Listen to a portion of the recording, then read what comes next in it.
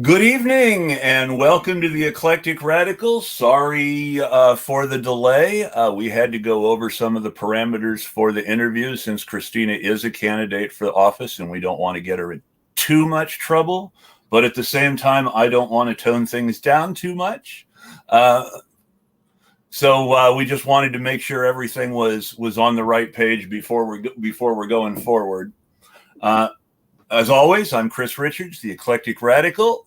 With me today is my co-host, Bess Goden of Millennial Splaining, and our guest, Christina Khalil, who is running for Senate in New Jersey, the seat currently held by Bob Menendez, who for the second time now in his very interesting career, I wish I could say unique, because he is not the first New Jersey senator to have some of these problems, but for the second time in his special career, Bob Menendez is seeking re-election to the Senate while under federal corruption indictment.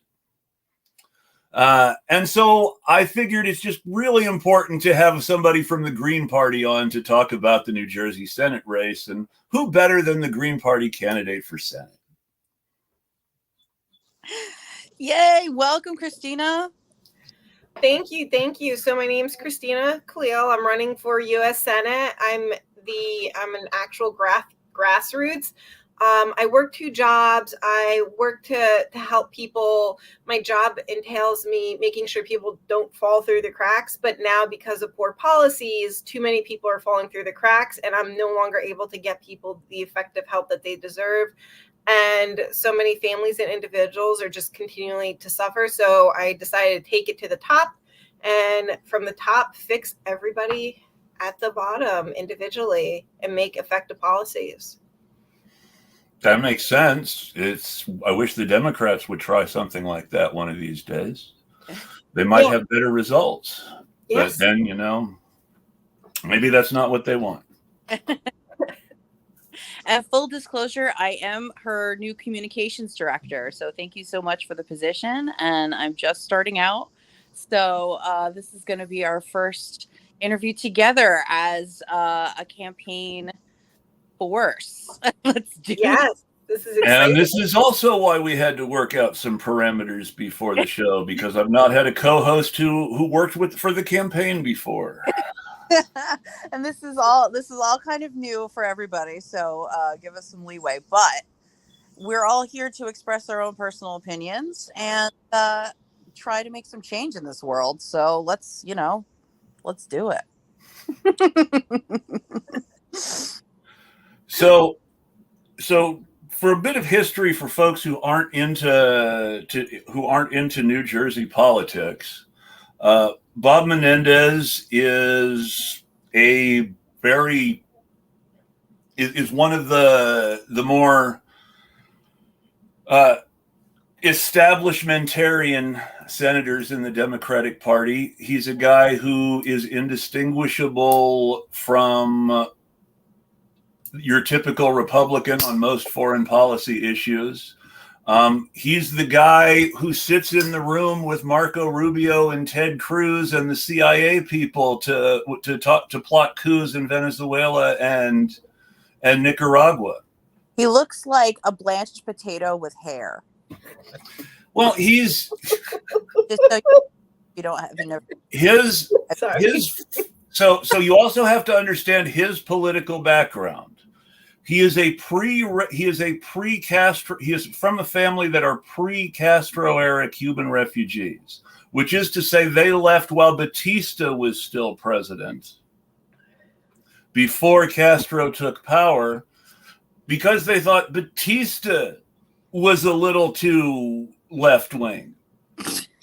What people don't remember in historical context is that Batista started out as a revolutionary who seized power from a pro-American dictator, and then found out that in order to remain in power as president of Cuba, it would be easiest to just become a pro-American dictator himself. Well, that was an interesting history lesson. Well, so Bob Menendez comes from the kind of immigrant that ran away from the communist uprising? Bob Menendez was born in the U.S. His parents were the sort of people who left Cuba during popular uprisings against people who owned land. Right. I don't want to say communist because Batista was never an outright communist, though he did claim to be a socialist up to a certain point. Okay. That didn't last very long after he got into power, though he never completely stopped paying lip service to socialism either. And he did work on expanding a welfare state to try to do more for certain groups of society. But the basic problem in Cuba before Castro was that the majority of working people were working on sugar plantations in conditions closely akin to slavery. And the disappointment in the end with Batista's regime was that he did not directly combat that problem. He did things to try to provide more services for the workers, but he did not really free them from their de facto slavery, which is what people were rooting for when he overthrew the pro-American government.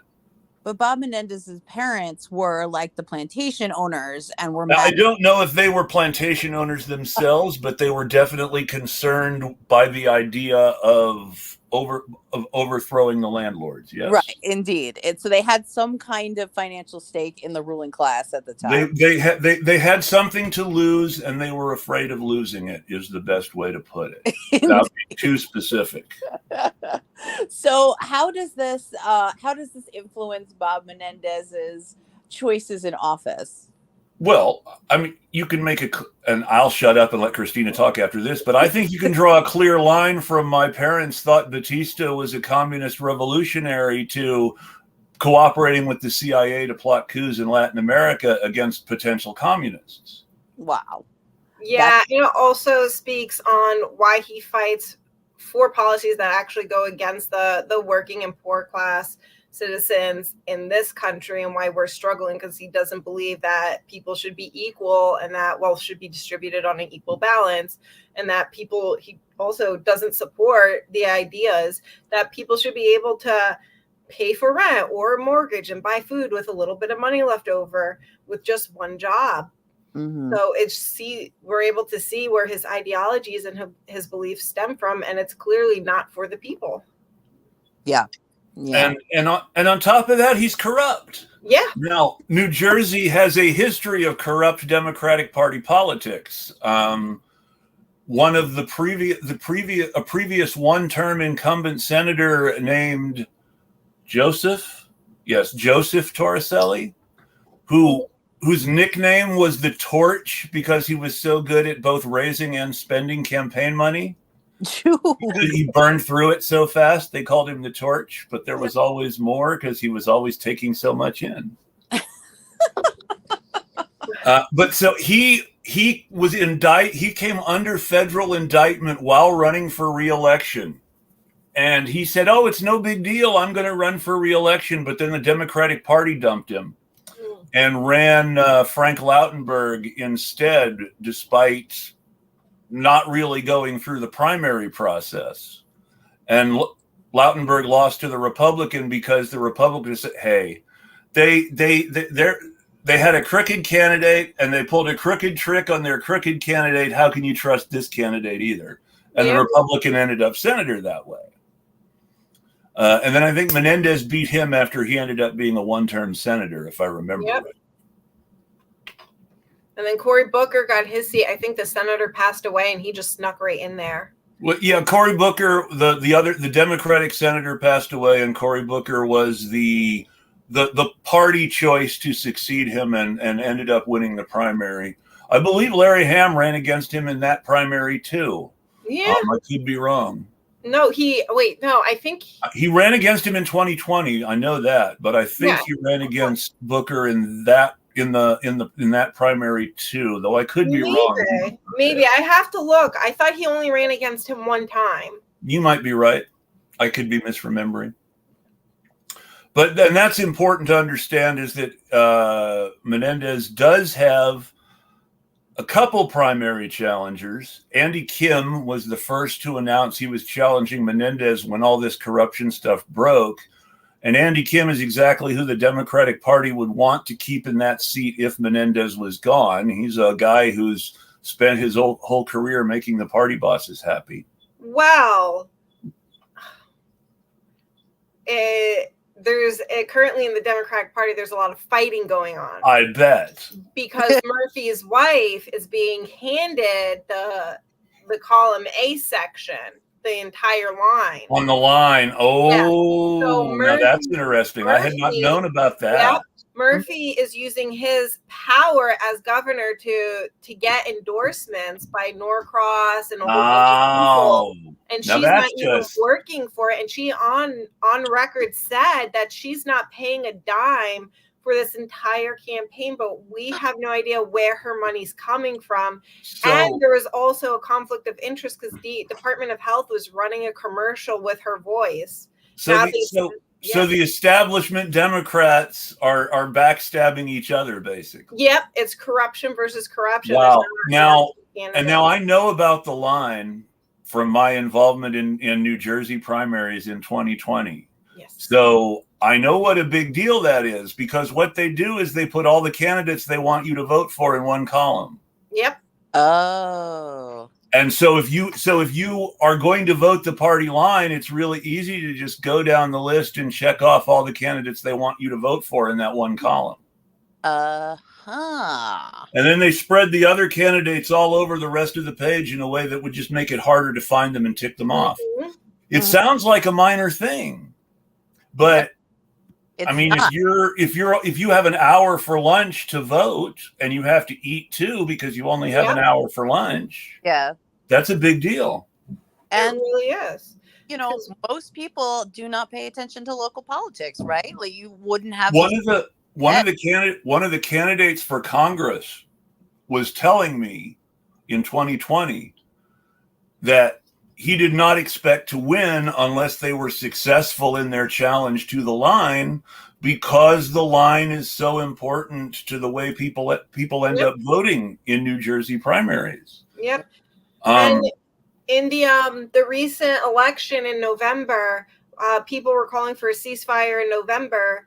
And Cory Booker, before he ran away with his tail in between his legs, just started screaming column A all the way. Not anything about the children being murdered by our money. Nothing to help the protesters. Refused to call for a ceasefire. Just screamed column A all the way and ran away. Oh my! And it's on video. So that video is circulating.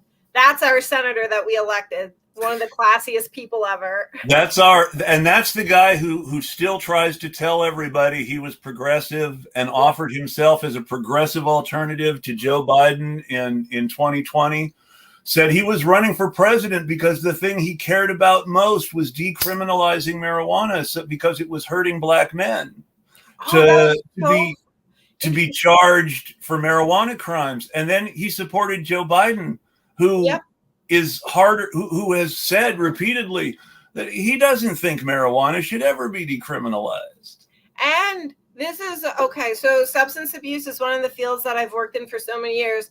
And what a lot of people don't realize is these substances, majority of them are already legal. We just need to decriminalize them.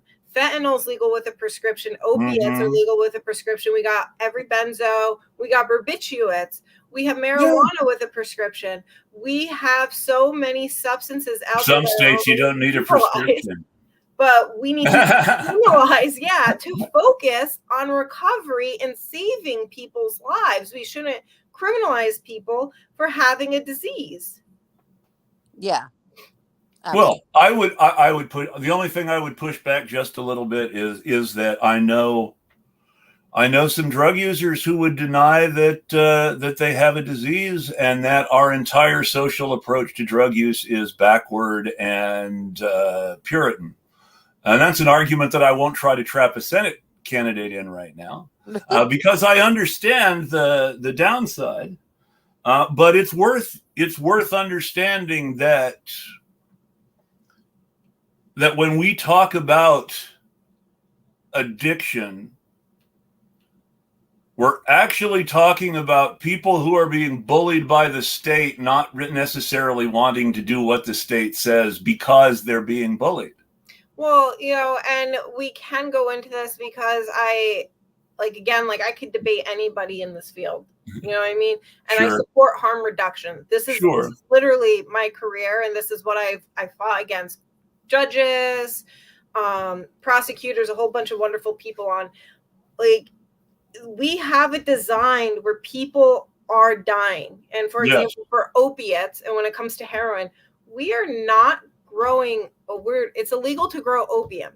You can't even make pure heroin, but yet it's over 80% of Americans that go to these substances that make the fentanyl that bring and do you know where the opium comes from? The opium comes from, are we talking about the plant? We're talking about the legal opium that is used to manufacture American opiates, because this is an interesting story. And when you understand the way it's set up, you understand that someone is specifically benefiting from American drug laws. So there are 3 locations where we get the opium from. Who's the biggest, though? The biggest corporate supplier? Because I don't want to say the wrong country. Oh, not country. The biggest corporate supplier. There's a company that grows the majority of legal opium and sells the majority of opium for manufacture, and also manufactures the majority of opiates, though we know them for something else. What? Which company? Bayer, aspirin. Really? Well, they're a pain reliever company. Of course they're into opium. I did not know that. Bayer is the #1 legal grower of opium in the world. They grow it mostly in Australia, but they also buy it from some other places. Bayer manufactures most of the legal opiates sold in the United States. And one of the reasons it is illegal to grow opium in the United States is that it protects Bayer's market share. And it would also reduce the fentanyl overdoses. Well, so let's talk about, you brought up fentanyl, and this is off topic, but there are so many lies about fentanyl out there that I feel like I have to debunk a few of them. Because they lie about fentanyl the way they used to lie about marijuana. While fentanyl is somewhat of a harder drug than marijuana, definitely, it's important to understand the lies. Lie number 1, fentanyl contact is dangerous. No. Being exposed to fentanyl will not poison you. In order to get high on fentanyl, you have to consume fentanyl. You have to inject or smoke it. Mm-hmm. That's number 1. And if you do have, I just want to say this, if you guys are, weary when it comes to like CPR and mouth to mouth, they do sell these things that you can. Because for me, I carry Narcan with me all the time. And I always carry protection. I'm a little bit of a germaphobe, so I could do everything but mouth to mouth. But I always have that cover. So if I were to ever have to be forced to do mouth to mouth, at least I wouldn't freak out while I'm doing it. And then I have a Band-Aid to help me. And then lie number 2, fentanyl comes across the border. Oh, yes. Now, the reason that this lie is important is because it's very important to understand that fentanyl is a synthetic opiate. Yes, you can fentanyl is a way for Bayer's competitors to get around the fact that you can't grow opium legally in the U.S., which means that if you have the right chemicals, you can cook fentanyl in a trailer. Yeah. So, no, fentanyl does not come across the border. Fentanyl comes from the trailer park. And the guy in the trailer park is usually a lot like the dude in Breaking Bad. Which is not to say that Breaking Bad is a documentary or necessarily 100% realistic either. But the process of making and distributing fentanyl is a lot more like Breaking Bad than Narcos. Yes, and when it does come to the border, people think it is the immigrants that come over here that bring it. When it's over 80% of Americans that are arrested that use their American privilege and their privilege of citizenship that goes across two different borders, and that is on record. And it should also be noted. It should also be noted that the people who bring drugs across, who are most often, the Americans most often busted for bringing drugs across the border, are not people who are being busted for bringing large amounts of drugs across the border for sale. They're people who go to Mexico because the drugs are cheaper and then come back up with drugs they've gotten for their personal use where it's cheaper. Yep. 100. Mhm.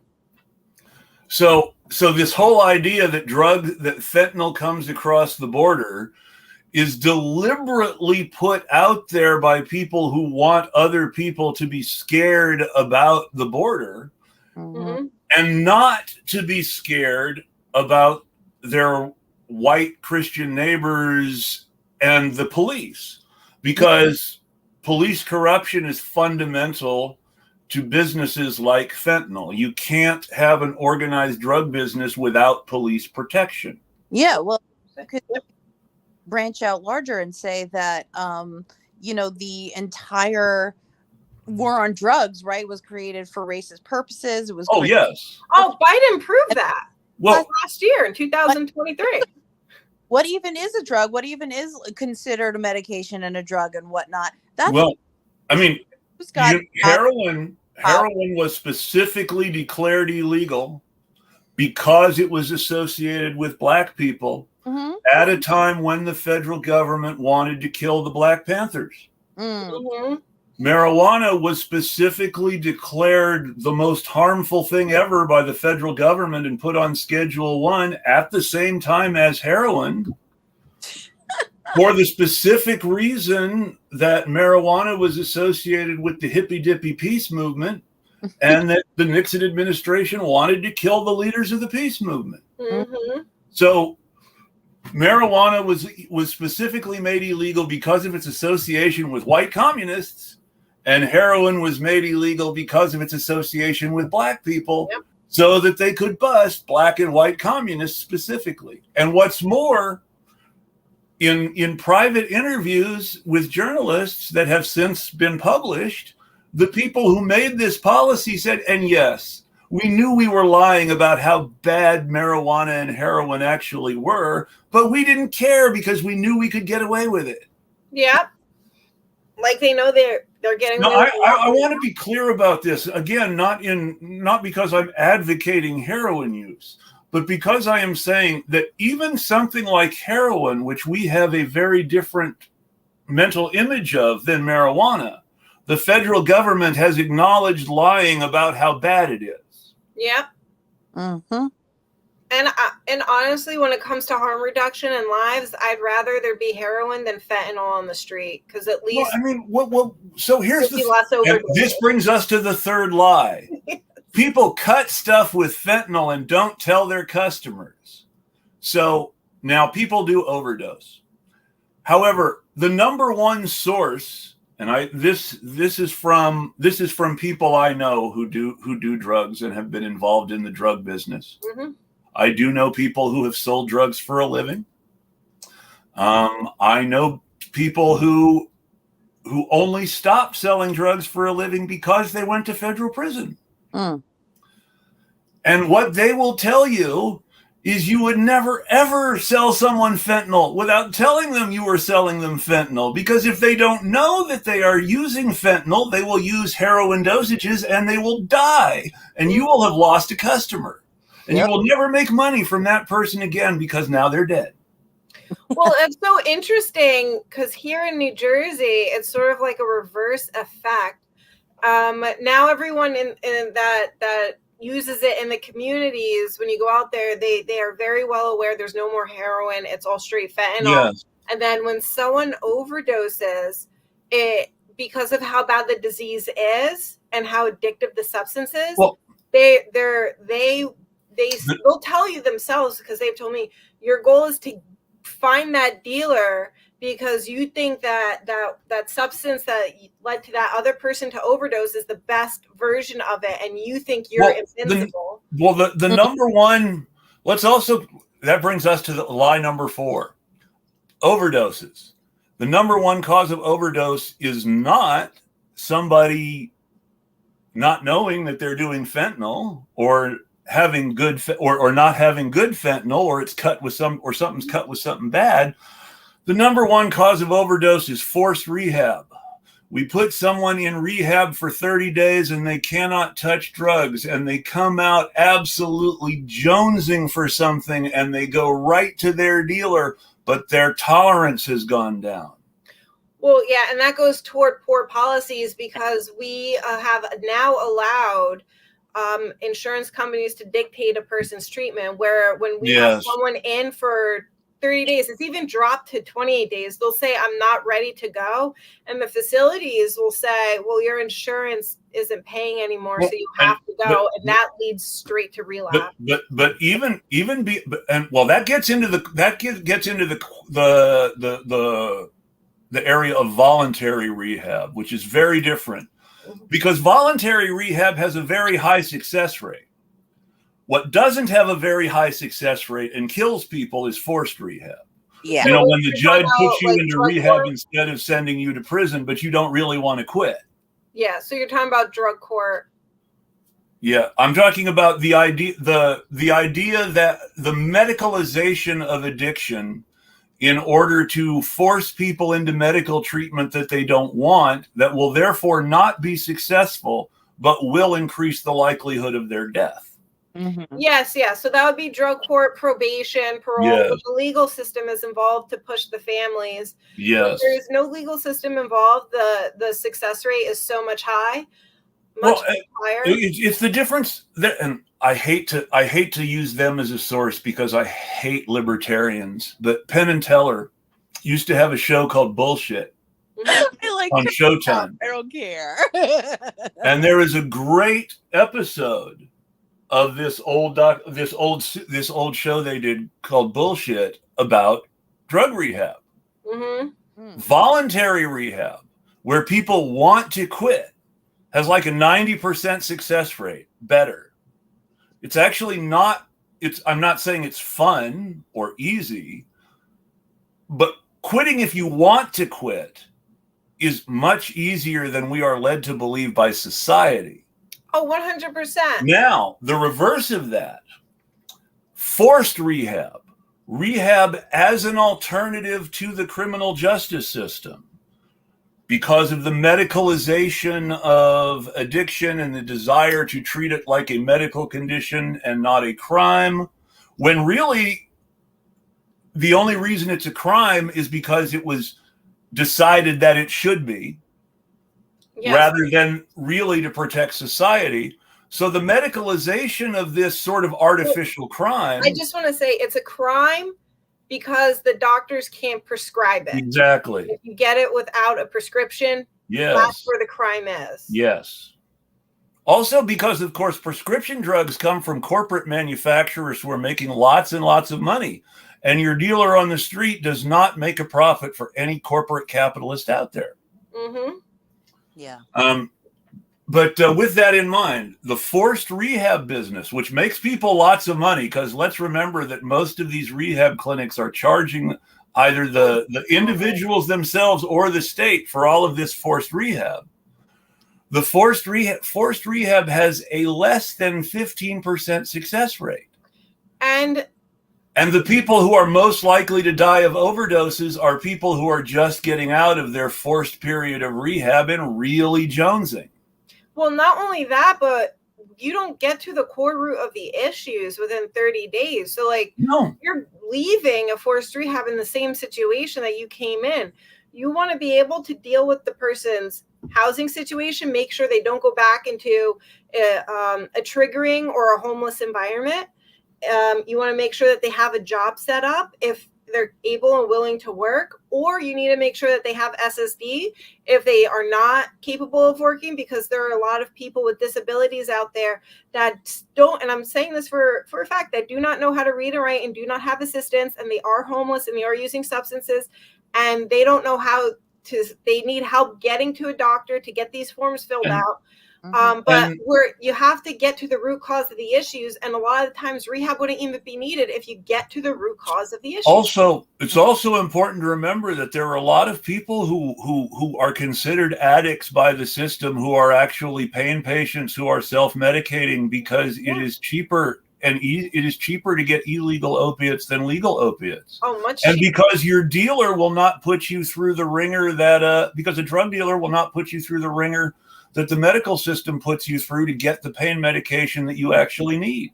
Yeah. I have a friend here in Portland who has a spinal injury that led to what's called chronic pain syndrome, where instead of being numb and not feeling anything, she's in pain all the time.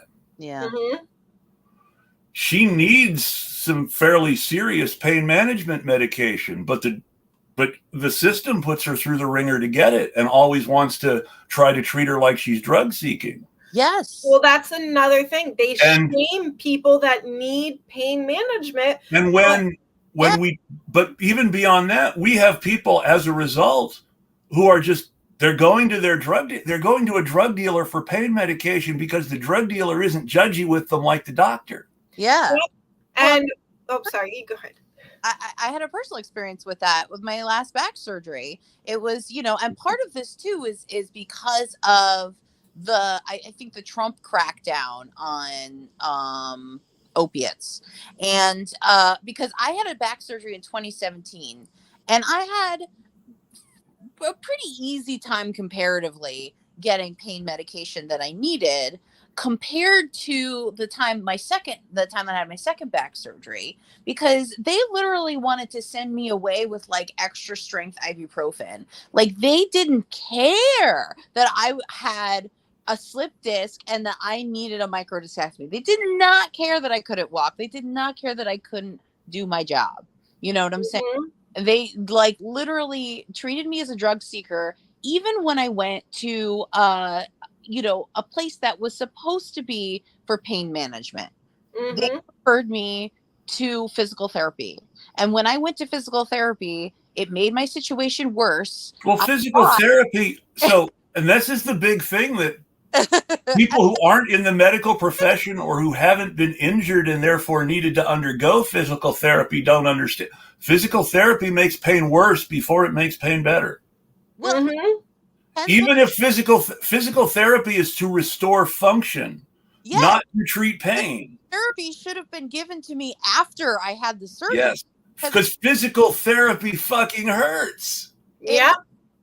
It hurts. It also makes certain conditions worse. And because nerve, and it was re-pinching the nerve over and over. Yes. Yeah, and I just want to say, when it comes to pain management, when you walk into a facility, they judge you by your appearance. Oh my God! Thank you for saying that. I'm sorry, and it's like I've worked in like the medical fields, and again, this is my profession. Like I have a license in this, I have a degree, I've studied this, and they will judge you. There is so much discrimination, racism, and if you are the perfect American person, white man, white woman in great shape, they're going to say, okay, you are a family person, you clearly need pain management. But if you look off a little bit, your hair's disheveled, your outfit isn't, tip top shape, you have more pigment in your skin, they're going to look at you and say, oh, this is addiction. You don't need the pain. 100%, because that was my experience. So I'm on Medicaid. So first of all, that's another issue. If you're on Medicaid, then people are going to treat you like a drug seeker because you're poor. Yes. No, that's number one strike against me. Number two strike against me is I'm extremely overweight. Okay. Yep. And so when I came to the office, I remember when a doctor that my wife went to for her. Let me finish the story. Sorry. So, you're good. So, like when I came into the office, the first thing I said to, and it wasn't even the physician, it was the physician's assistant. I said, look at me, talk to me like you think I'm thin. Okay. Don't talk to me like I'm a fat person who's been sitting on the couch for 35 years of my life. And that's why when I stood up, my back creaked. That's not what happened. Okay. I am an active person. The reason that I weigh this much is because I am lifting a fully grown adult 15 times a day because I am a nurse and I care for her. And that's what happened. This is not about me not having enough exercise. This is not about me needing to go to swim therapy or what. I do not need a gastric sleeve. I need a back surgery. Yeah, they literally tried to push a gastric bypass on my wife for her diabetes. To get tramadol. Literally had to threaten them to get tramadol, and I got it, and then I ran away. And I was like, "This is it. You guys are awful." So anyway, that's my story. Yeah, they tried to force a gastric bypass on my wife for diabetes. Like, yeah, once you lose weight, you won't be diabetic anymore. That's not actually how it works. That's not how it works. It's not. But and this was a diabetes doctor who said it to her. Once you lose weight, you won't be diabetic anymore. No. And that's the other thing. There's a lot of discrimination in the diabetic world. I have met people that have like freaking abs, really skinny. They've been diagnosed with diabetes type 2. It's about what you eat. And it also has to do with genetics. If it runs high in your family, you could be the skinniest person in the world and eat salads. But if that's in your genes, you pick the shortest stick, the worst card in the deck. And it's not your fault that you're born this way. But I just want to say this with, I forgot what I was going to say about discrimination. And pain management. There we go. When people are on pain management, they are under care by a professional team. We are not giving people too much medication or too less, and that should be easily accessible and everyone should be treated equally. It is also very easy to tell when a person is abusing their medication, hence they'll probably come in 2 weeks earlier and say, I ran out. Then we have to have a serious talk. But if they're showing up on time and they're doing everything they're supposed to do and everything's going normal, then they are on the regulated pain management. Now I'll also tell the down part, because pain management doctors do not sometimes keep up with their education. I had to run, and they're also very discriminating against their long-term clients. I ran into a person when I was working in the detox. He came in over 20 years on pain management. And the doctor said, I'm not going to treat you anymore in case this turns into addiction. Cut him off cold turkey. There are doctors that truly cut, and it's not my first case. I've ran into a lot of people where doctors, they will cut a person off cold turkey. And that is the worst thing in the world. And I want on record, that is illegal. A doctor cannot cut you off cold turkey. You have to be weaned off appropriately. Quitting opiates cold turkey can kill you. No, opiates can't kill a person in an overdose. Only benzos and alcohol withdrawals. Only benzos and alcohol can give. But you're more likely to overdose if you're jonesing and your tolerance is down.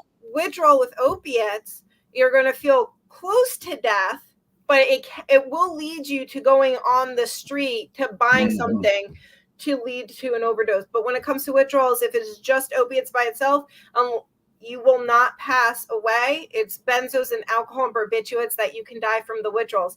Now, if you have a medical condition, like something with your heart, opiate withdrawal can trigger that, and then you can pass away from that.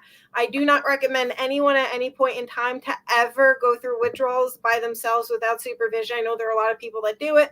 Please, we do have medical detoxes, and we also have medical detoxes where you can have your family set up and your family can help monitor you, and you can have it in the comfort of your own home. They're daily detoxes. You just have to go see the doctor on a daily basis where they check you.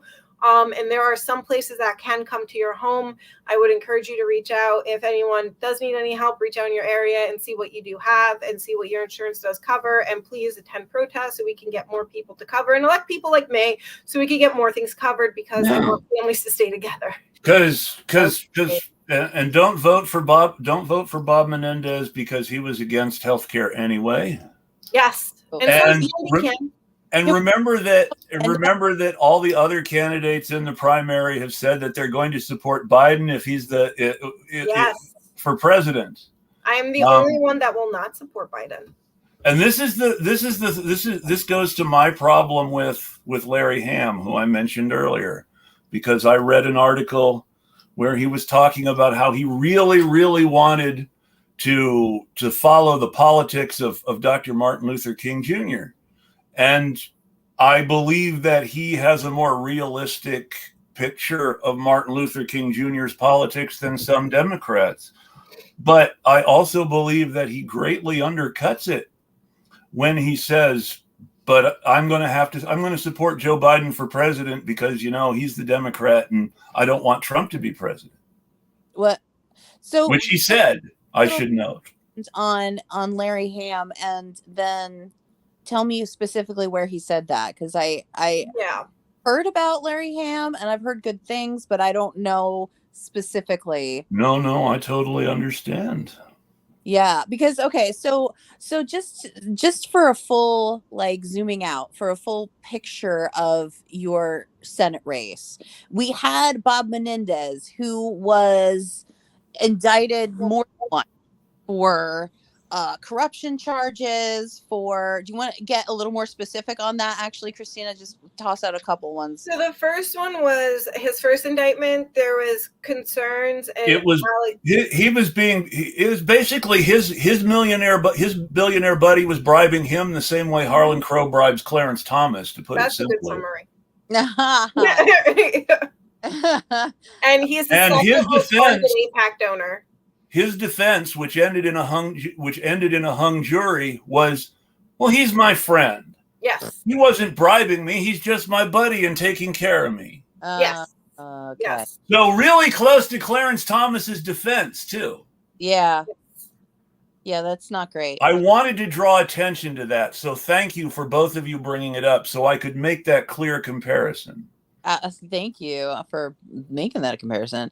And so we've got a criminal who's in the incumbent, an alleged criminal who's the incumbent, and we have Tammy Murphy, who I believe entered the race. Here it is. Here's the quote, by the way, when you're ready.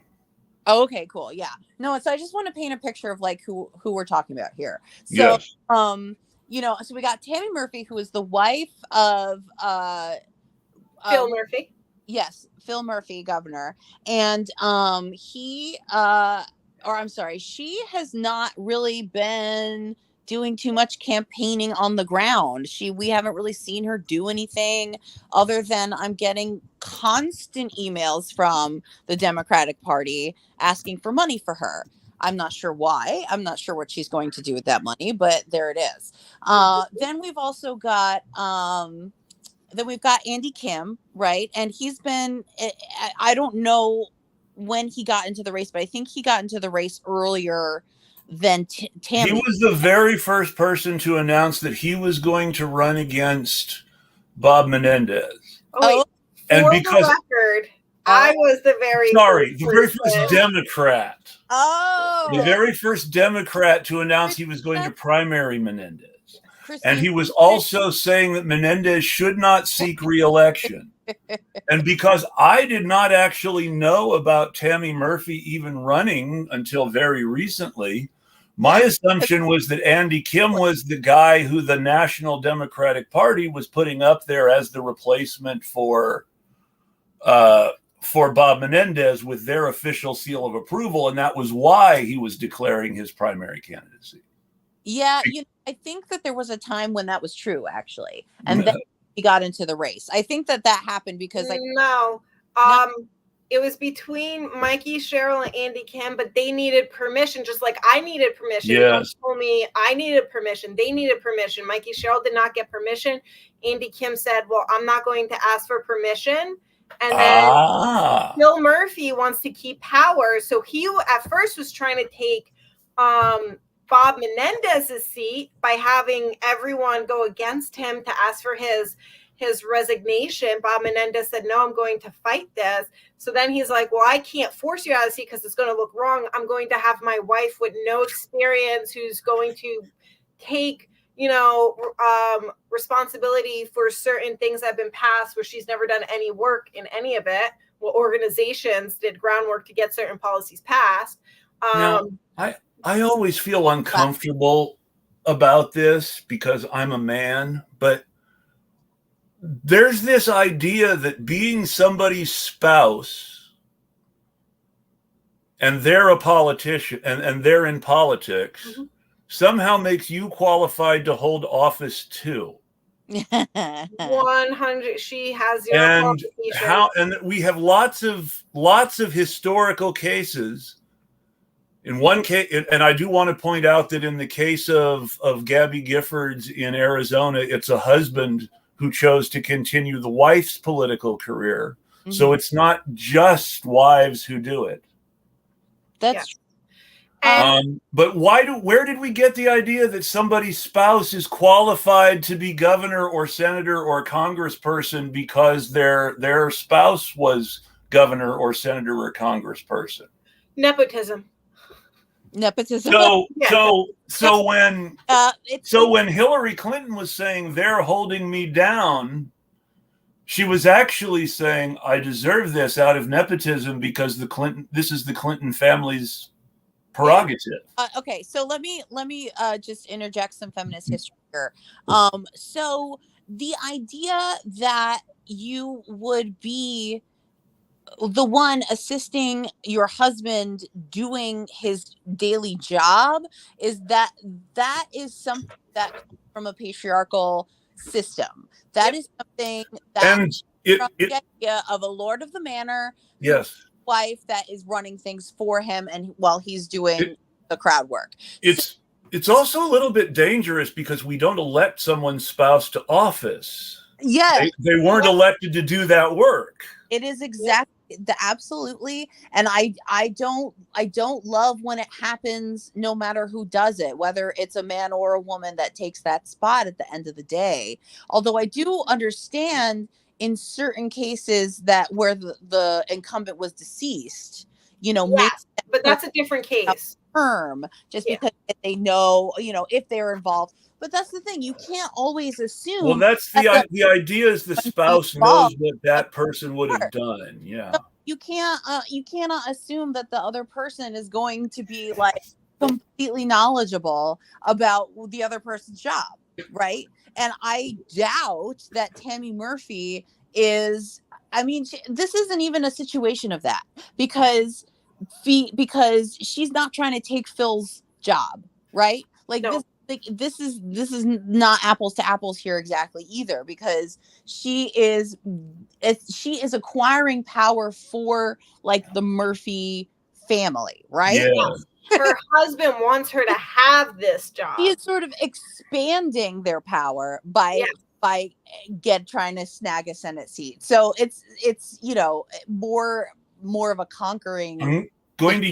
I'm going to use a phrase that's very loaded in New Jersey politics, potentially, given the history of New Jersey and New York's connections in the criminal world, but it's almost like it's the family business. Yes.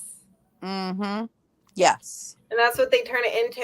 It's been referred to political dynasties. Mm-hmm. Where they just, and that goes back to they pick who they want. They don't let the people pick who they want. Yes. Right. And you've never seen it in the recent years. And that's why I wanted to highlight. I was the first person to go against Menendez. Not only was I the first person, I actually am delivering real policy solutions, explain how it's going to be paid for, and how we're going to lower taxes. And then on top of that, how we're going to add more money into the pockets of the people. I have 14 people siphoning signatures away from me. They keep adding people in the race because that's how threatened they are. Wow. That many people for a Senate race ever. Yeah, 14 people that does seem like that does suck up a lot of signatures just with that Democratic Party primary, doesn't it? Yeah, just for that. And this is on the Republican side. This is also Yeah, between the Republicans and the Democrats. Now, what happened is because of the calls of nepotism, and this shows how it's a uniopoly in New Jersey, and that Jack and Phil are friends. They convinced Jack Citratellis, I think I'm butchering his last name, the guy who ran against Murphy for governor in the last election.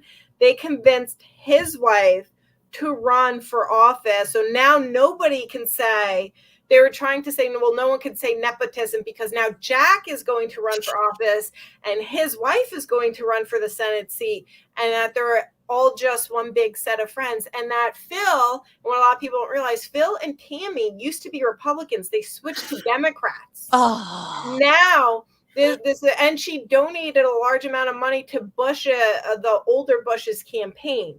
So, of course.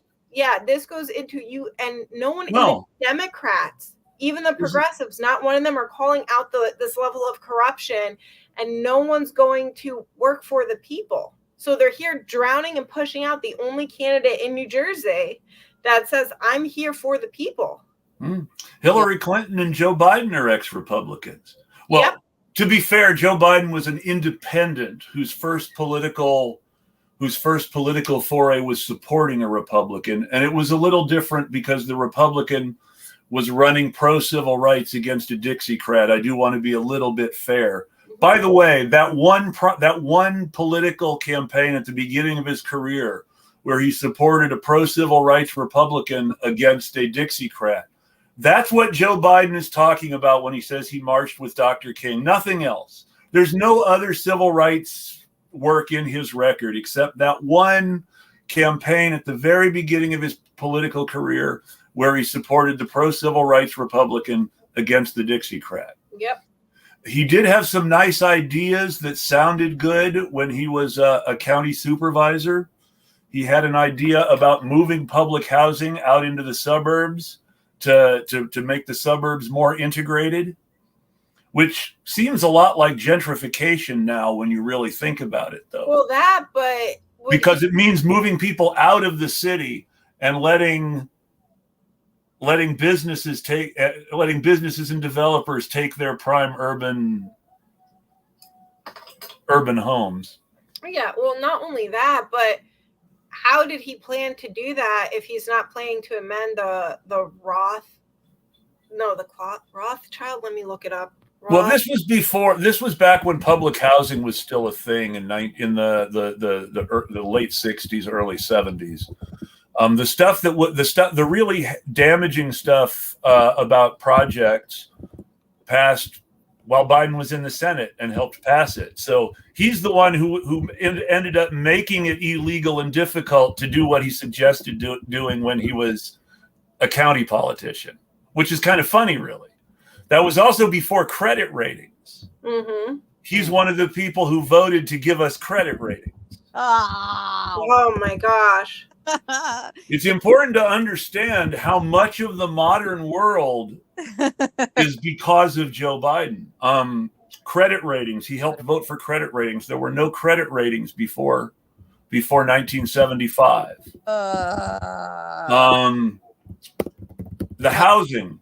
Public housing was still a thing until 1975. It's called the Faircloth Amendment. So yes. And that was in 1998. Where yes, the Faircloth Amendment, 1998, while Biden was in the Senate. While Biden was in the Senate, 1998. Yep.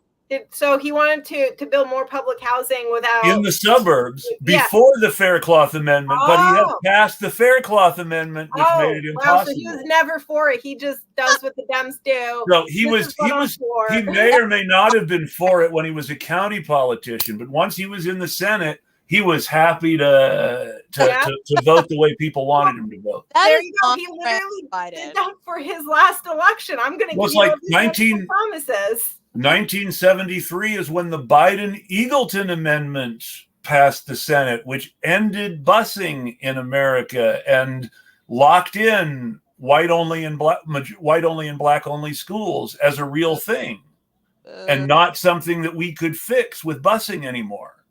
You know what? I just have to say, we have these people and in office, and they've been there, and they happen to just recycle these old people because they don't want to pick new people that are progressive. Yeah. But it's like, now with all this information technology increasing, people talk about legacy. When you're at that end stage of life, you are an elected leader making these effective policies that impact people on an individual level throughout the country. Do you want the country to cheer when you die, or do you want the country to be sad when you die? Because as Kissinger, that's the whole thing. The country and world cheered when he died. But keep in mind that that Biden is someone who the Democratic Party told us we liked. He's popular. People like him. And it's like, I don't like Biden, but they're telling me everybody else likes Biden. So if everybody else likes Biden, maybe he's not so bad. But they tell you everybody likes Biden because nobody likes Biden. Listen, a lot of gaslighting. There was no demand for Joe Biden to run for president in 2008. He did it anyway, and he finished horribly low. And the only reason he ended up vice president was because Barack Obama wanted someone who would assuage the fears of the Jimmy Carter, George Wallace wing of the Democratic Party. Wow. So before we rabbit hole again, I would like to go back to Andy Kim and get a little. Oh yeah. Okay. You know what? I'm gonna stay quiet. Let Bess paint the picture, and then we're gonna go on. Yeah. I'm gonna mute myself too. So if I'm talking, I'll talk to myself. No. So we got Andy Kim, right? I want somebody to give me a little rundown on Andy Kim, and then we've also got Patricia Campos. Medina. Patricia Campos Medina. Then we got. And I've got that Larry Ham quote. And I just want to make sure that that's everybody. Is that everybody? Everyone that we're going to focus on today, but that is definitely not everyone. That is. Yeah, she said 12 people. So 12 people means that there's 8 more people whose names we can't remember. Yeah, that's okay, because this battle is only between really the Democrats for June, and then whoever wins, I just go against them in November. But it's an easy landslide win if it wasn't for the line, because again, I'm the only progressive. So my view on Campos Medina is that she's the sort of person who runs to take votes away from Larry Ham. Because in 2020, I saw candidates like that, where they were running specifically to fill a progressive spot on a ballot for people where there was already a progressive candidate in a race. And some of it maybe really was just ego and people not wanting to drop out. But there were other people who were very clearly asked to run in the progressive lane by the Democratic Party in order to block other progressives or make it harder for any progressive to win against an incumbent. The number of races where there were 2 or 3 quote unquote progressive candidates in 2020 is really scary. And this is just a Democratic primary. And if you have 3 different progressive candidates, it's really easy for the moderate to get all the moderates to just vote for him and all the conservatives. But the progressives are fighting for the same voters. And if they're not willing to talk to each other and work together somehow, then all that happens is you reelect the moderate. And when you've got this many people running in the primary, it feels like the incumbent has the advantage because of name recognition. Yeah, I don't love that. I mean, that's... Well, it's like what I mean, that Republican primary where Trump won the nomination. I really believe there's a point where any one of the other 15 candidates could have beaten Trump in a one-on-one race if it were a one-on-one race. Remember when it was only 4 or 5 people running in a Republican primary in 2012, Trump dropped out really quickly because he couldn't make enough headway to get into the top 5, into the top 3. Mm-hmm. But when you got 15 people, all of a sudden everybody knows who Trump is. And the other 15 people, there's not much difference except they're all anti-Trump. Maybe this guy Trump has something going for him after all. Mm-hmm. Mm-hmm. Because once it gets to be a large enough crowd, Yeah. stop seeing you as a person. They start seeing you as just a one impression, a first impression. Mm-hmm. And once it gets to be a large enough crowd, everybody is hurting each other. And once you have a clear front runner, anyone who isn't the clear front runner is just hurting everybody else. They're all hurting each other's chances to beat the front runner at that point. Yeah. That's why you used to see people drop out of races so fast. That's exactly why everyone dropped out when it was magically decided Biden was the front runner, even though he wasn't in 2020. Mm-hmm. Because an organized party wants to protect their power, and it's easier if they have people drop out to support the front runner. Mm-hmm. When you're clogging it up like this, you're not really threatening the front runner, but you're making noise and making it seem like there's opposition. So, yeah. So tell us, why, to give us some receipts, buddy. Okay. So here's the Ham quote. Here it is. There is. He'll support President Biden too, despite his concerns about Gaza, and work with advocates around the state to mobilize voters to the polls. There's too much to lose if Republicans gain control of the Senate or Trump returns to the White House, he said. We're going backwards in this country, and the majority of people don't want to go backwards. The Trump movement is a minority movement, and what they want to establish is minority rule, Ham said. Ham. Okay, that's Larry Ham. That's Larry Ham. That is the Larry Ham quote. Is there a date on that? When was that written? That interview is January 15th, 2024. Oh. Wow. Isn't that MLK Day? That might have been. I know that that's the interview where he says he wants to express the politics of Dr. King. So that makes sense. And he's running right now to the victims, the families of the victims over in Gaza, and they don't support Biden. And wow, that's wild. Well, this is where it was in 2020. He had been the Bernie guy in the primary against Cory Booker, but once Biden was the nominee, he was, we have to support Biden because Trump. So essentially, we have to support genocide. That's where it is now, it looks like. That's disappointing. He opposes genocide as a candidate, but we have to support Biden, the pro-genocide president, because Trump. When Trump and Biden are exactly the same, and even Trump is taking Biden's taking Trump's policies and making them even worse. I mean, as far as Iran or Israel or the Middle East or anything like that, I can't see really any difference between Trump or Biden on the foreign policy stuff. And even when it comes to the immigration policies. And even the people who really support Trump because they think he's anti-war should keep in mind that Trump just asked for more funding for Ukraine. Yep. So, Larry Ham is somebody who I've heard of before. He's definitely been pushing for a ceasefire, right? I mean, he's pretty. I mean, his personal politics.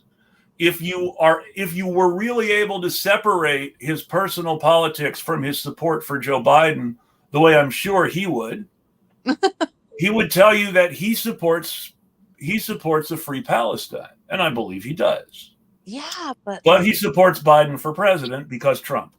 No. And we have better presidential candidates out there. He should be using his time and energy to uplift one of them. Well, again, Trump might win if he did that. Or Trump might lose. Now, but I am not I am not a supporter of any presidential candidates.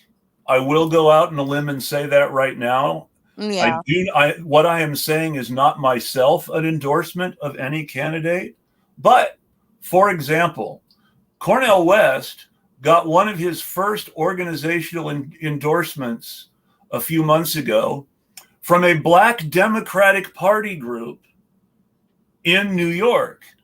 Now, in New York City. Now, this is a Black Democratic Party group that has the guts to support an independent candidate for president because, first and foremost, this group has always supported Palestinians. Yeah. And they support Cornel West because he aligns with their position on Palestine.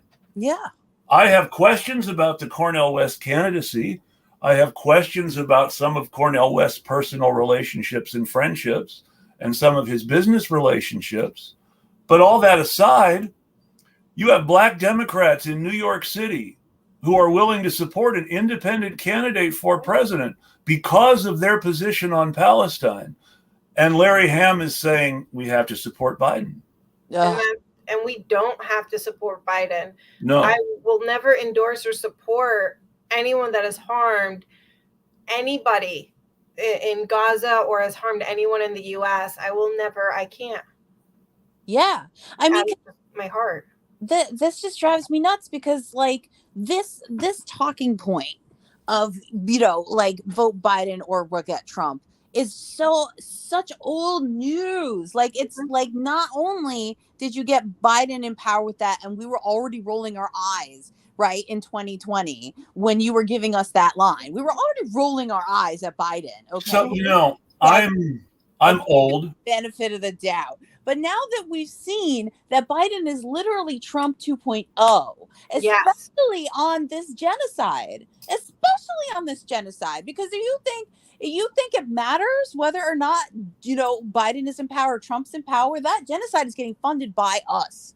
No, I don't care who's in power. That's what's happening. So I have a question because I suspect I'm the oldest person here, but I don't want to ask anybody's age. What was the first election you guys voted in? Obama. Yeah. 2008 or 2012? 2008. Okay. So I don't remember. The first election I voted in was 1996. Wow. So I think I'm right about being the oldest person here. Yeah. You don't look it. You got a young soul, Chris. Yeah. But so in 1996, we were told, so first, background. In 1992, when Bill Clinton won the presidency, there wasn't really much difference between him and Poppy Bush. Mm-hmm. And in fact, most Democrats of the time would probably tell you Poppy Bush was a better president than Reagan and might have been a slightly better president than Bill Clinton.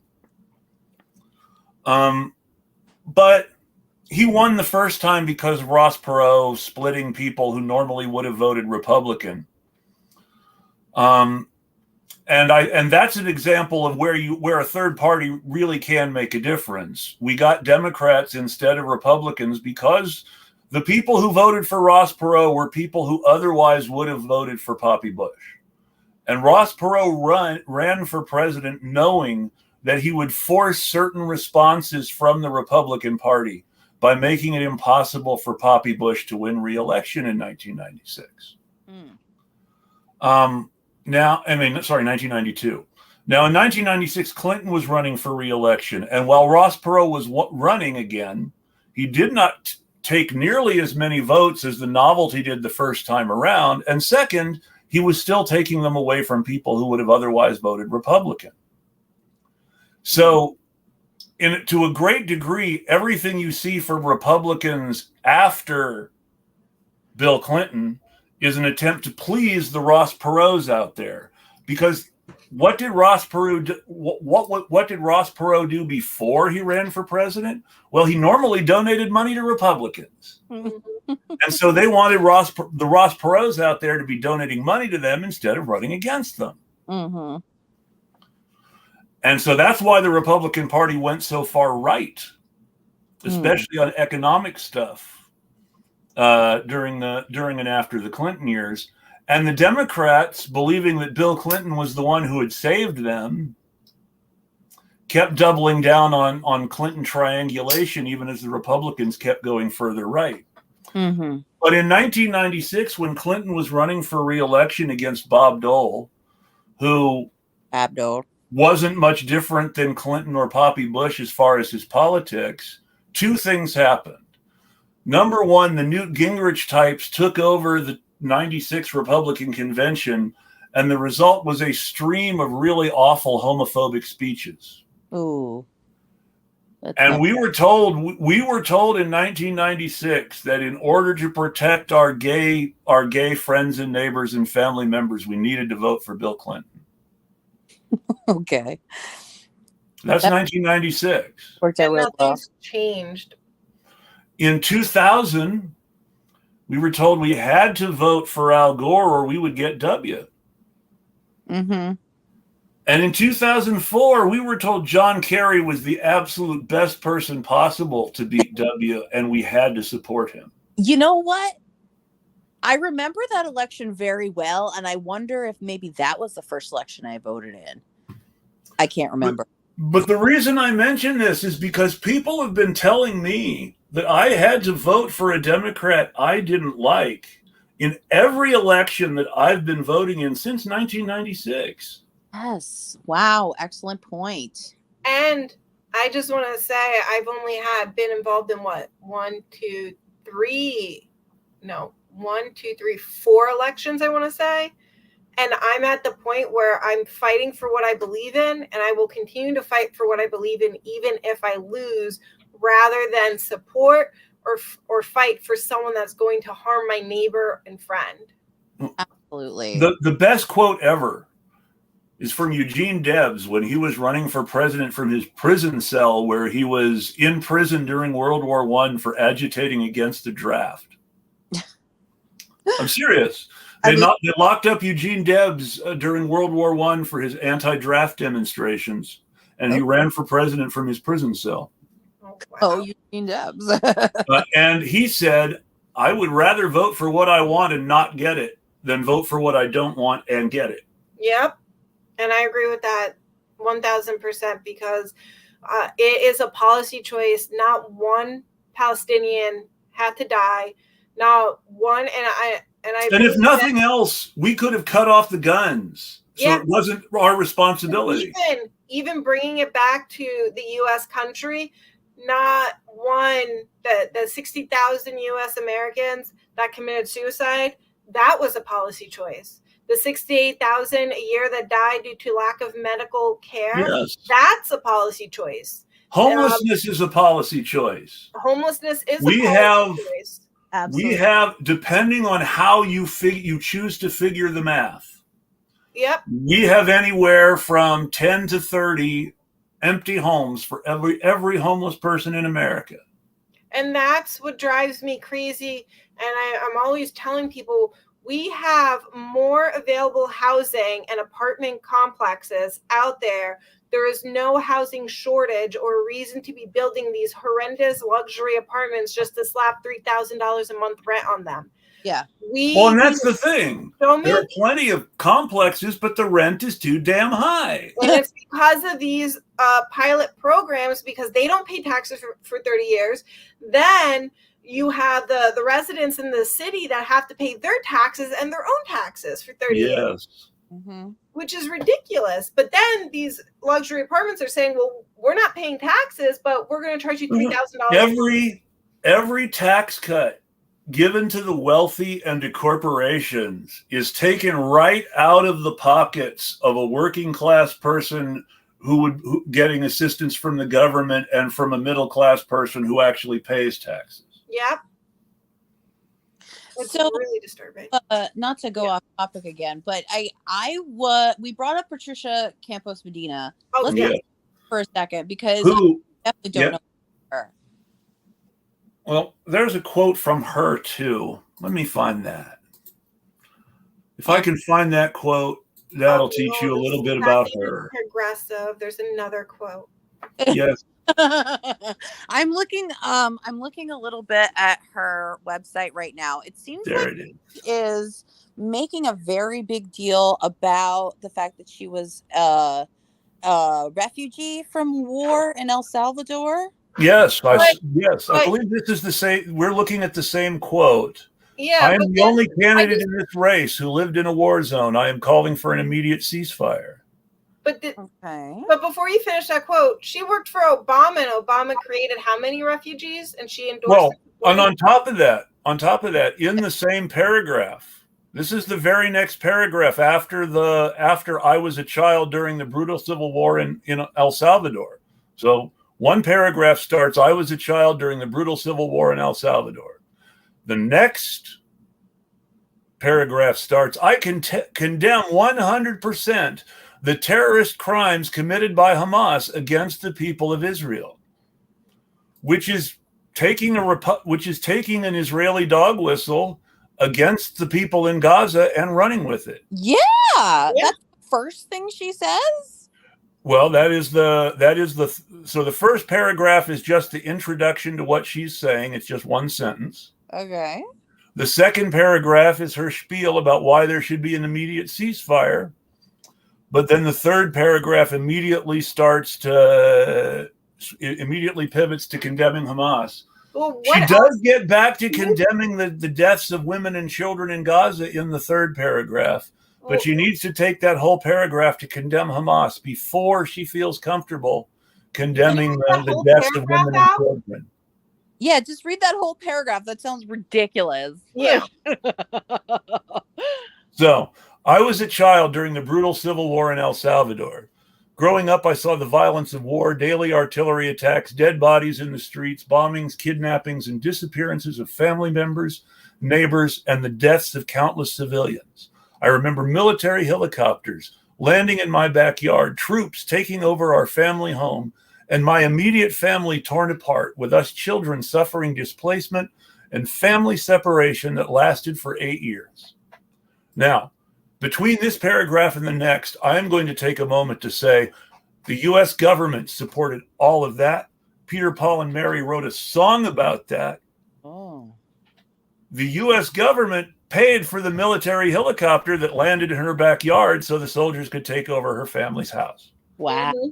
So I want to put that on the record before I go to her next paragraph. Here's the next paragraph. I condemn 100% the terrorist crimes committed by Hamas against the people of Israel. The atrocities committed on October 7th against Israeli citizens, women, and children are a horrendous crime against humanity. In defending itself, Israel must follow international law to protect all civilian populations. Anti-Semitism and Islamophobia are real, disgusting, and totally unacceptable. We must stand for an end to violence against civilians, children, women, and families on any side in any war. So we have to take that paragraph to denounce both sides before we can get to a specific criticism of Israel. Oh my God. Does she even talk about the number of Palestinians that died? Next paragraph. Oh, yeah. I also condemn the killing of over 13,000 women and children in Palestine. What about the men? Do they not matter? That's a good question. Oh, by the way, we can't have a leader that's discriminating. I'm also going to point out something else, because did you say she said Israel had a right to defend itself? No, yeah. That's a Biden line. What about Palestinians? She doesn't say explicitly that they have a right to defend herself, but it is implied by her statement that in defending itself, Israel must. Yeah, because she is taking for granted that Israel can and will and should defend itself. Yeah, but so no one's supposed to defend their family and children, and Palestine was supposed to just let them kidnapped. Well, this raises something that I try to bring to people's attention as much as I possibly can.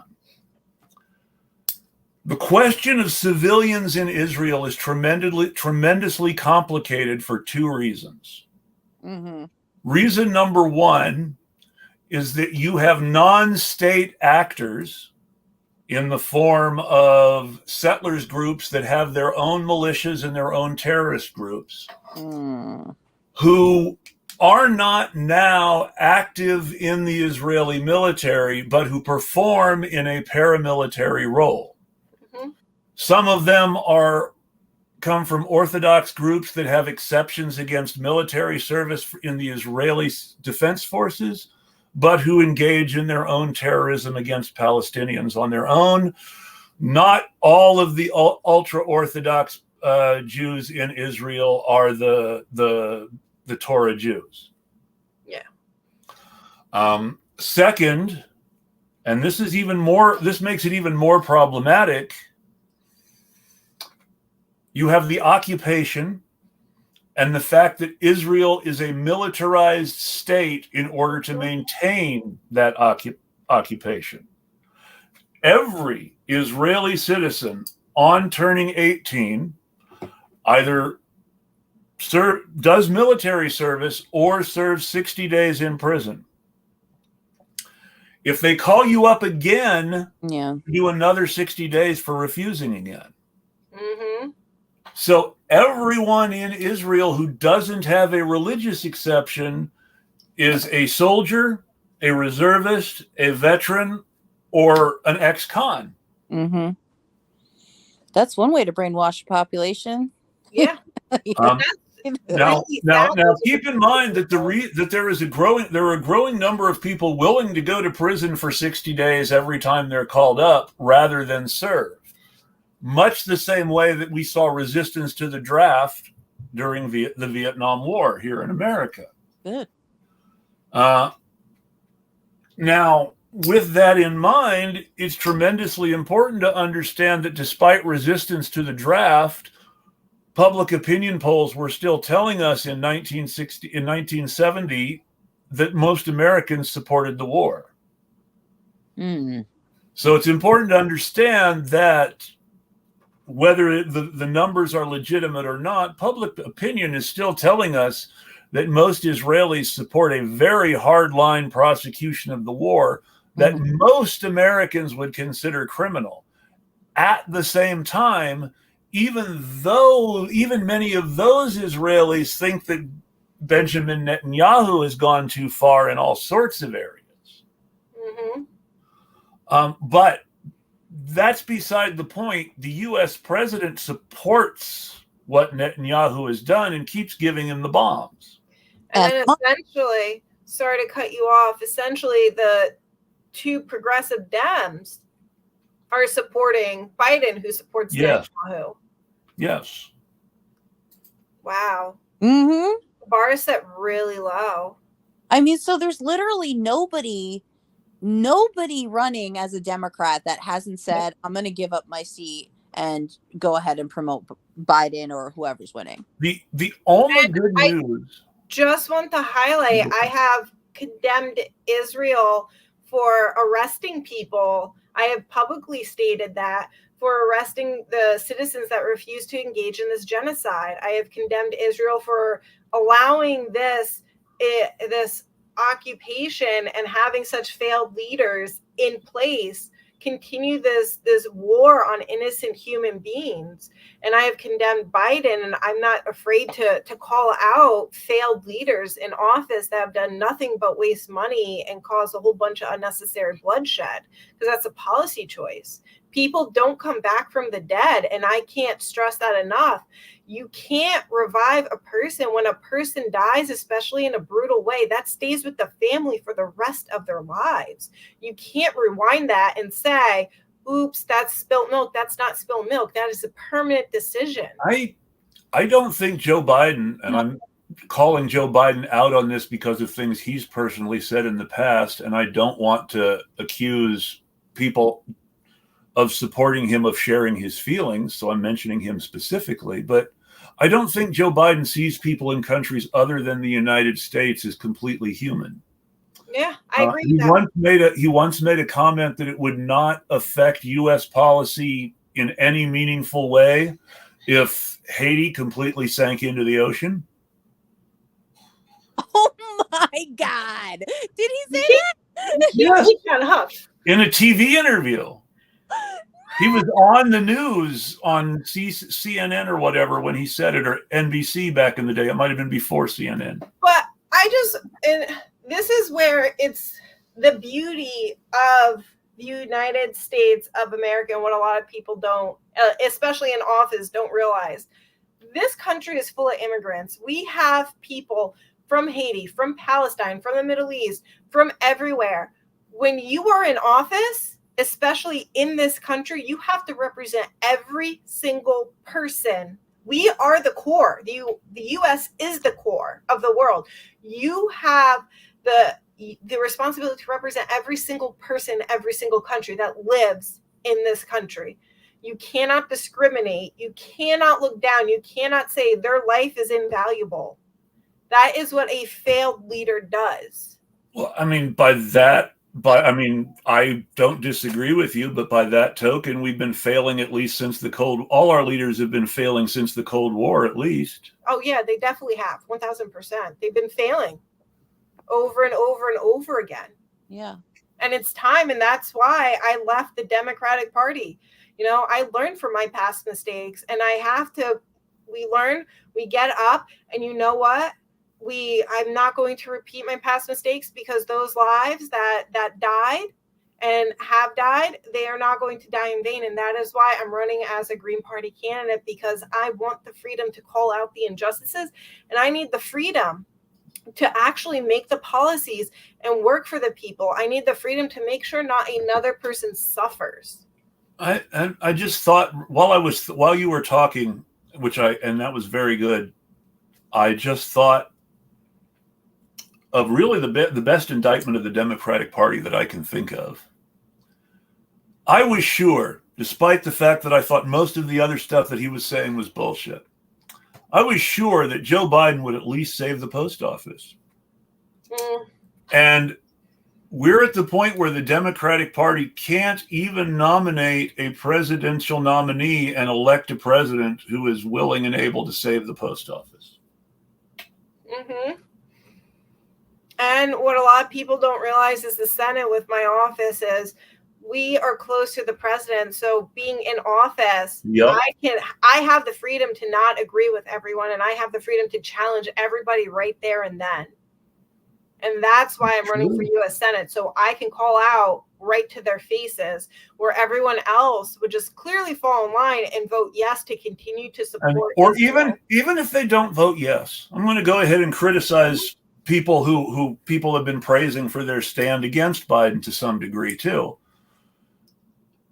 Even the people who have been calling for a ceasefire have just been quietly voting no or abstaining on the actual legislation instead of vocally speaking up against it. We don't really see anybody saying, why are we giving aid to Israel? Mm-hmm. Yes. And not the people in this country. Except for Christina, you've been at protests. You've been the only person that I've seen that's been calling constantly for a ceasefire now. That has been calling constantly for us to be questioning Biden and challenging him. Absolutely.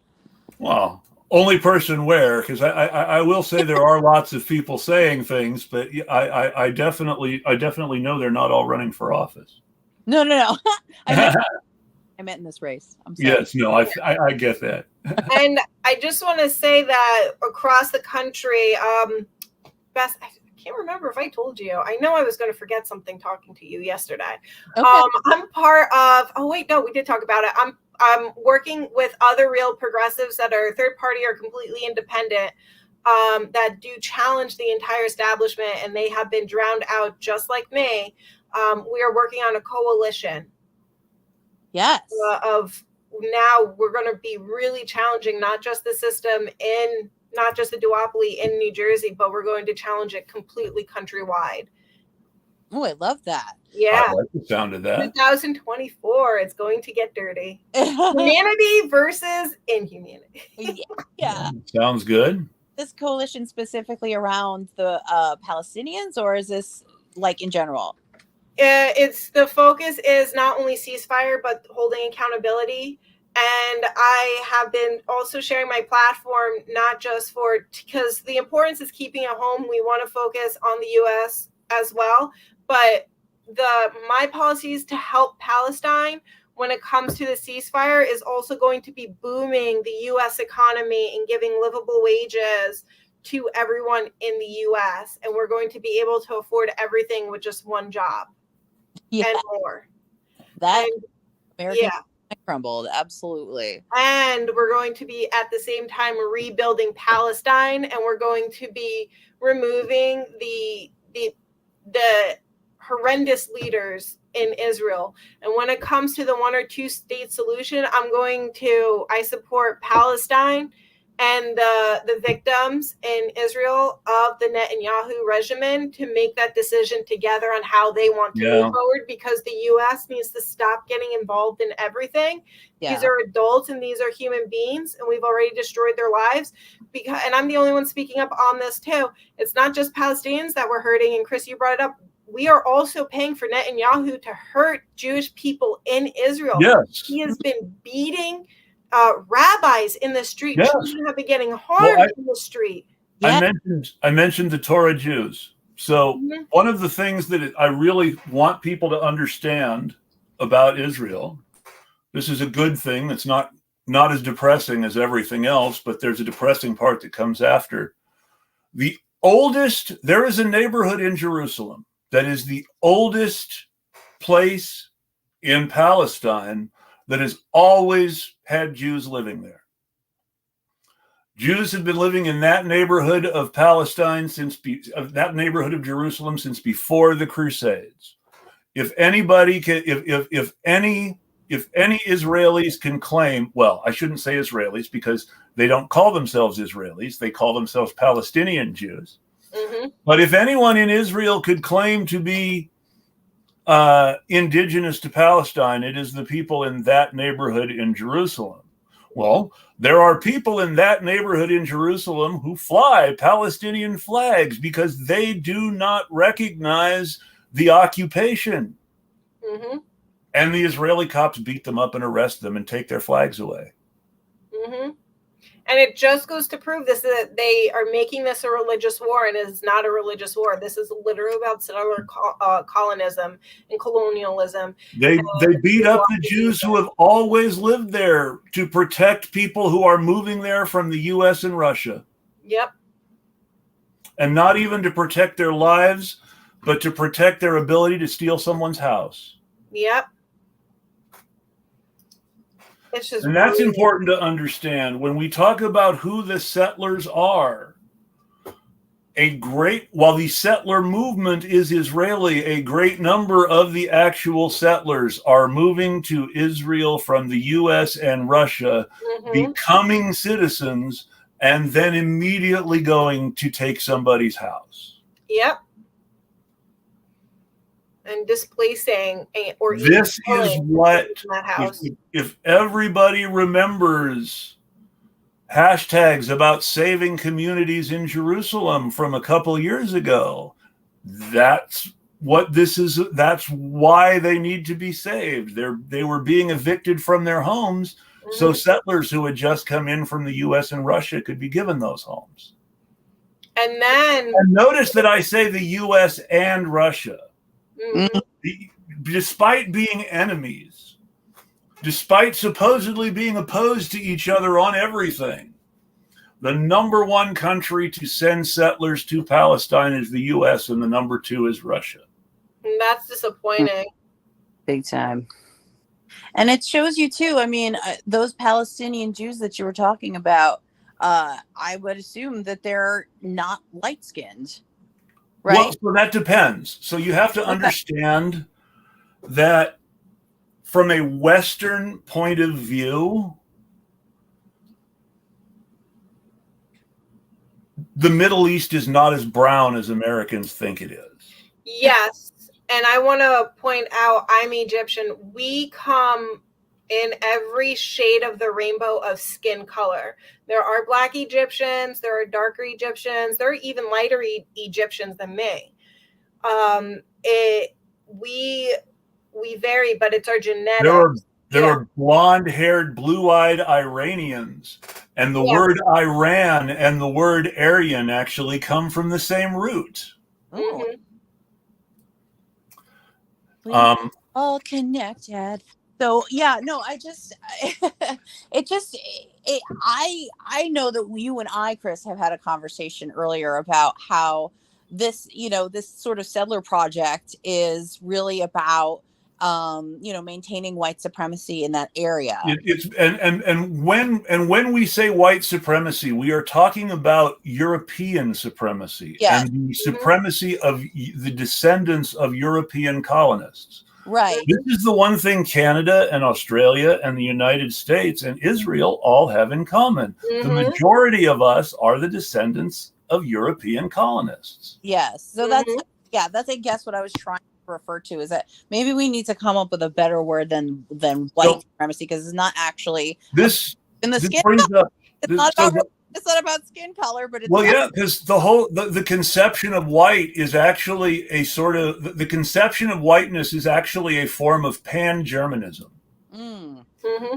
So what you need to understand is that the idea of white came along as a justification of slavery after the slaves were Christian, because originally the justification for slavery was, we're saving the heathen from hell.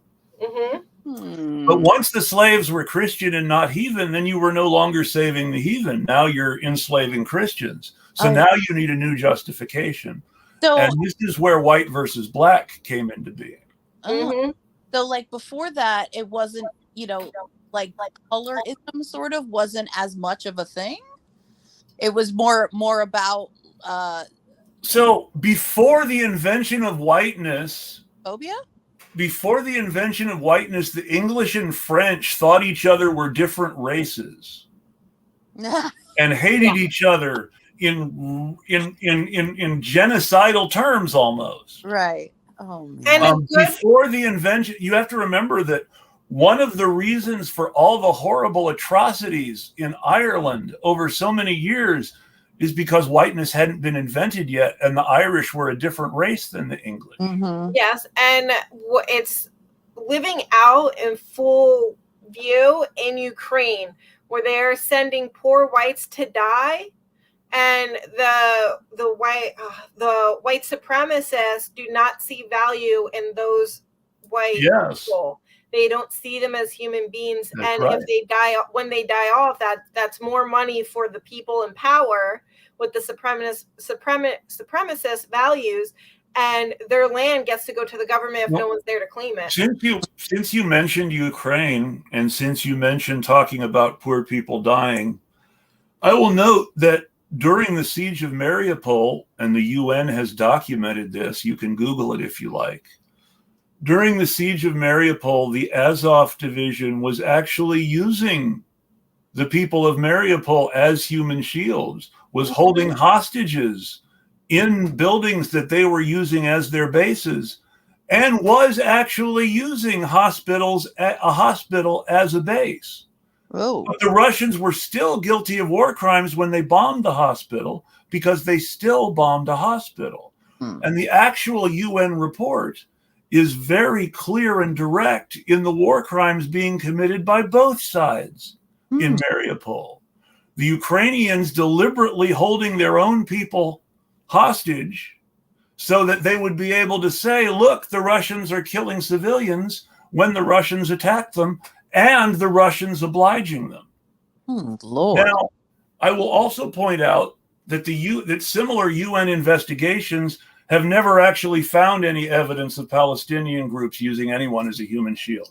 They just claim it with no evidence. However, in 1947, August of 1947, so this is long before any justifications for October 7th of 2023, sorry.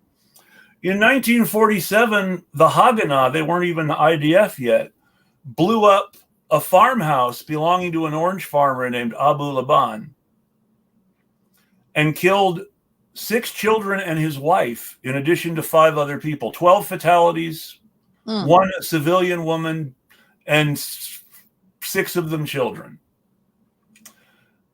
Now, this is in 1947. And their excuse was, well, we heard that the terrorists were using the house as a base.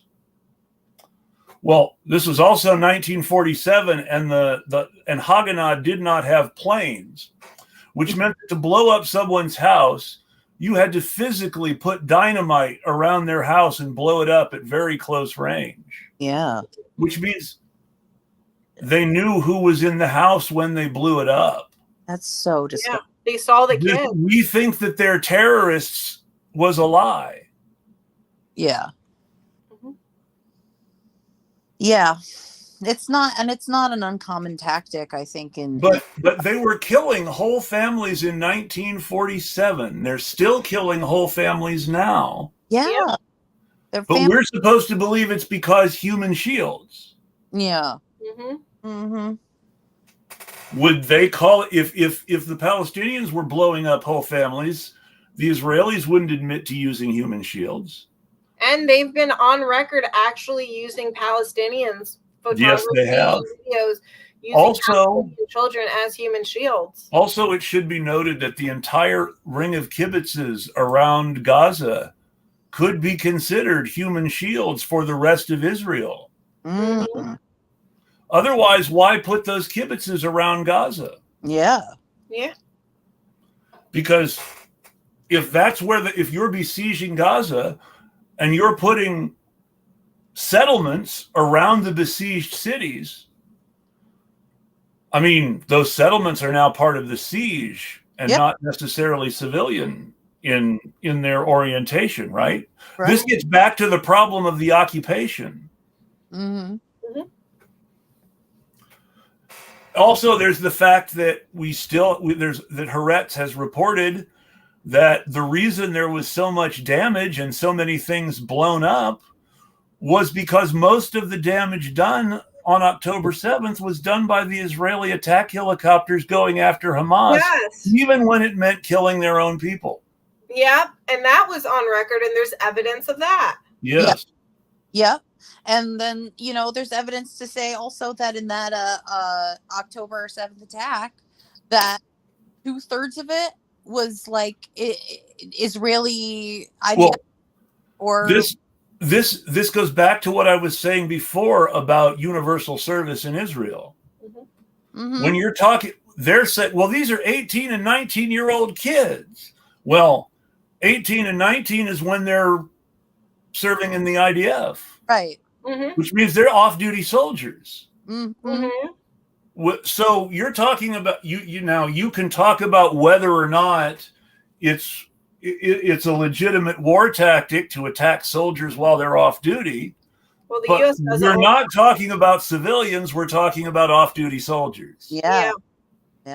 And the biggest reason why Hamas broke out on October 7th was so they can have hostage exchanges because Israel kept kidnapping their children and their people. So I'm glad you brought that up because I have numbers on this. Crossfire. In a normal year, and I hate this because a normal year tells us what's not normal in the accelerated numbers of this year, but it's also pretty horrible because it's a normal year in Palestine. In a normal year, the IDF takes 700 to 800 children prisoners, some of them as young as 12. And the majority of them are not charged with crimes. They are held in administrative detention for national security purposes under laws very similar to Patriot Act laws for holding suspected terrorists in the U.S. That's not horrifying at all. Jeez. So we're talking about that's a normal year, 700 to 800 children. Oh my God. Now, with this in mind, when you're taking prisoners for the purpose of exchanging them for other prisoners, and your enemy takes 700 to 800 children prisoner over the course of the year, while the majority of your prisoners are off-duty military personnel or military personnel taken in combat, then you have to ask yourself, Perhaps should we refer to prisoners of Israel as hostages and prisoners of the Palestinian resistance groups as POWs? Mm-hmm. Yep. Mm-hmm. Yeah, I agree. Yep. That's a valid argument. Yeah. And I think that's a good place for me to stop and to ask you if you have anything final to say about the campaign and get back on your topic. Well, I do have another meeting in 7 minutes. So I will say I'm going to start collecting signatures. Please reach out to us if you would like to volunteer to collect signatures. This is all hands on deck. And all donations and sharing everything and the information and the website is very helpful, because I will not be on mainstream media. I will only be on independent media. And if the people want the change and want a leader that is cutthroat against corruption, I'm your person. Absolutely. And that's why I jumped on board as communications director. So And the website is right here on the stream, KhalilForSenate.com. absolutely. And let me just say also that I'm really excited to jump on board with you. And I'm so excited to stir up some trouble in New Jersey, because we are kind of the center of a lot of business, kind of the center of a lot of money. And I think that, if there's change is going to come, then we're one of the centers where it's got to come to. So I'm happy to lend a hand. And I'm going to bring this up. I'm sorry for interrupting, Bess. I have to respond to this because this is from a progressive Democrat. And I want to point out that this is a progressive Democrat who is active in New Jersey political circles. Okay. Lisa McCormick has run for office in New Jersey in the past. I believe she's running now. I believe she may be running for the same Senate seat as Christina. I could be wrong. Yeah, I didn't see her. No, I think she's building a different section of the Dems right now. I don't think she's running. But things stopped being normal in the United States around 1980. The way to fix that is by outlawing bribery, reversing Reaganomics. Getting into a discussion about two equally barbaric tribes who are at war neglects the most important thing. We are all in this together, and our lives must not be defined by the crazy people in the world. Well, if we're all in this together, except for the two equally barbaric tribes who we're using this white supremacist language to describe. Mm-hmm. Referring to the Palestinians who are under occupation and have been occupied since 1947 as one of two equally barbaric tribes is the problem. I'm sorry if that offends Lisa, but that's the truth.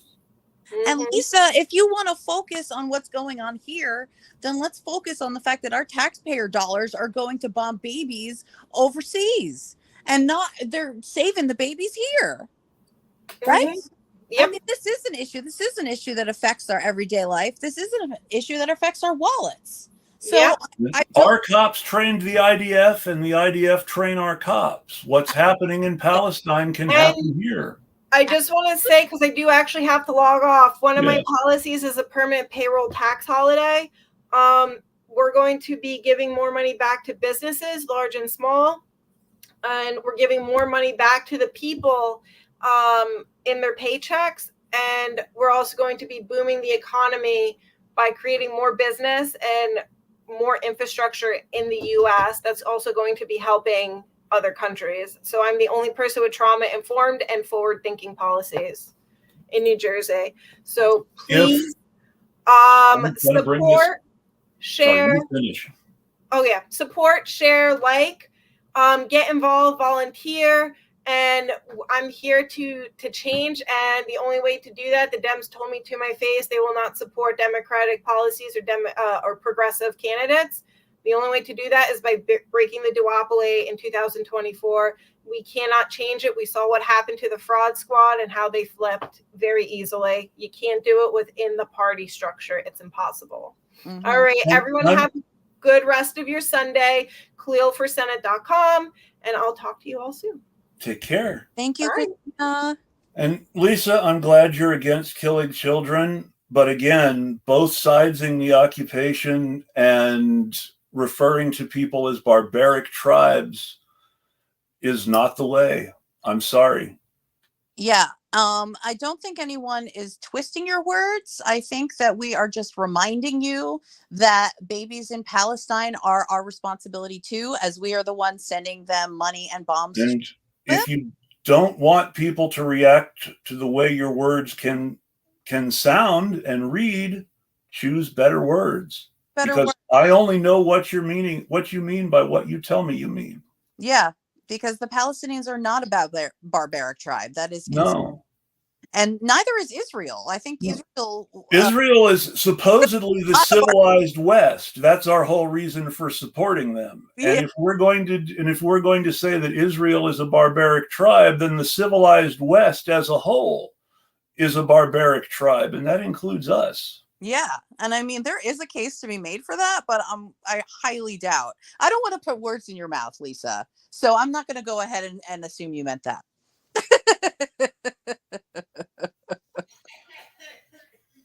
Hamas is a dog whistle for the Palestinian people when Israel and American politicians use it, Lisa. And that's the last thing I'm going to say on the topic. Yeah, absolutely. On that note, do you have any final thoughts, Bess? Well, just to thank you so much for lending us the opportunity to talk about all this. I think this was an excellent discussion, and I really appreciate the opportunity to have Christina have a voice and to announce that Goden Communications. I feel really good about it, clearly, because it's the third time I said it. But yes, so I'm very excited to be getting into this race, and I'm very excited for you to give us a platform, even though that you're not physically in New Jersey right now. And I appreciate, everything that you've been doing for us. I really appreciate it. Thank you. Well, I think that it's important to talk about the Democratic Party right now. I'm getting ready to do an episode about West Virginia next week. So I'm glad that you led into that too. Because it's not just New Jersey. No. It's not just any one state. In West Virginia, and this is what next week's show is partially going to be about, but in West Virginia, the tiny rump of Democrats left in their state legislature are expressing their support for Greg Abbott's ridiculous Nazi grandstanding on the U.S.-Mexico border. No. Yeah. Oh, God. Yeah, it's disgusting. Yeah. So that's next week. On that note, thank you, everybody, for joining us this week. I really appreciate it. I even appreciate Lisa joining us because it's good to have differing perspectives, and it's good to be able to have a clear demonstration of the kind of language that Democrats are using right now. So thank you. Yes, thank you, Lisa. And I hope that you have an open mind and can hear some of what we're saying, because I have an open mind to you. So sending love, and thank you everyone for listening. And being involved in politics at all is hard, and it is ugly, and it is a fist fight. So, at least let me extend my love to everybody in this field in general who is doing this because they really care about their society and because they want to make it better. And I think that's beautiful, and that's why we're here.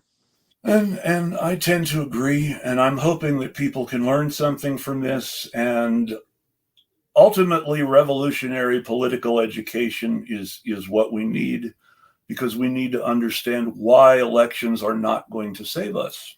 Yeah. On that note, I want to thank everyone again for joining us. I'm Chris Richards, the Eclectic Radical. This week, my host was Bess Goden. Co-host was Bess Goden from Millennial Splaining. And you watched us with Christina Khalil, who is running for Senate with the Green Party in New Jersey. Thank you very much. I hope everybody has a great week, and we'll tweet at you. Thank you.